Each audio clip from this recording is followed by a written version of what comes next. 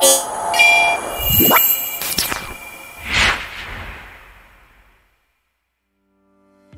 everyone, I have this iPhone 14 Pro, Samsung SSD and WD hard disk. These are the external storage devices. Let's see how we can connect these to the iPhone seamlessly. For this purpose, I have chosen USB 3.0 hub.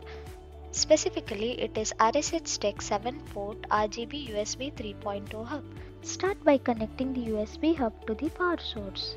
You see, now it's all turned on. The other end of the USB hub should go to the phone. But wait, how can we do that? Let's see. First, I'll plug in the Samsung SSD to the USB hub and wait for it to be fully on. You will see a blue light there.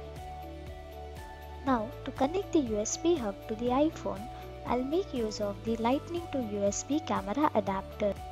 It has a Lightning connector on one end and the USB port and a charging port on the other.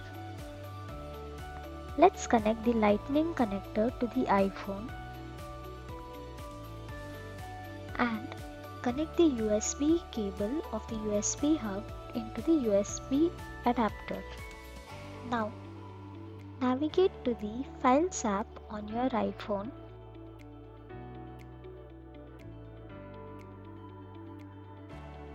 You can notice that the Samsung T3 SSD is listed as a location. You can now access and manage files directly from your SSD on your iPhone. Let's also see if we can connect the hard disk and access it on my iPhone. I'll connect it to the USB hub. You'll see that it's now on, and I'll wait for a while, for a few seconds.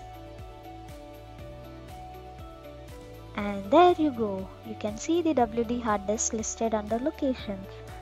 You can click on it and access your contents on your iPhone. We have successfully connected the iPhone with multiple external storage devices. Thank you for watching. Please like, share and subscribe. Bye bye.